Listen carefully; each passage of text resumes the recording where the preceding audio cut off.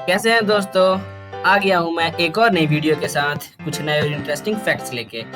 क्या आपको पता है हैंड शेकिंग का एक्चुअल मतलब क्या होता है और ग्लोबल वार्मिंग ने दो देशों के बीच की जमीनी विवाद खत्म करने में कैसे मदद की। ऐसे ही इंटरेस्टिंग फैक्ट्स जानने के लिए बने रहिए इस वीडियो में। Let's get straight to the video.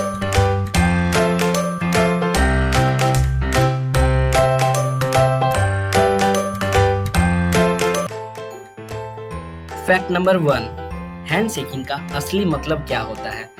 Archaeological sites से पता चलता है कि हाथ मिलाने की प्रथा का इस्तेमाल प्राचीन यूनानी काल में 5वीं शताब्दी ईसा पूर्व से किया जाता है।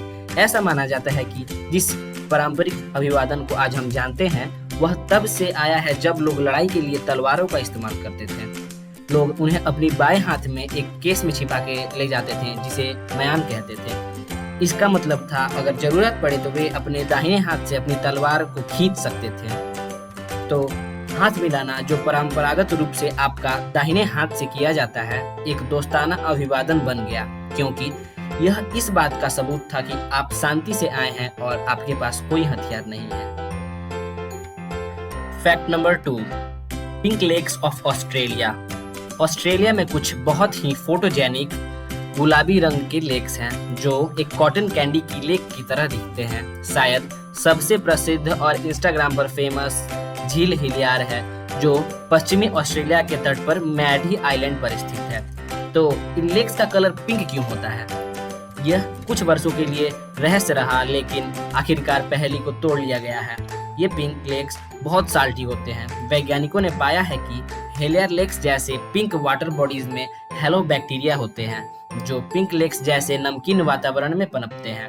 हेलो बैक्टीरिया द्वारा स्रावित कैरोटीनॉइड रेड पिगमेंट लेक्स के वंडरफुल पिंक कलर्स के लिए जिम्मेदार होते हैं। फैक्ट नंबर 3, ग्लोबल वार्मिंग ने जमीनी विवाद खत्म करने में दो देशों की कैसे मदद की। लगभग 30 वर्षों से इंडिया और बांग्लादेश के बीच सुंदरबन में स्थित एक छोटे से चट्टानी द्वीप जिसका नाम न्यू मूर या दक्षिणी तलपट्टी था, उसके नियंत्रण पर बहस चल रही थी।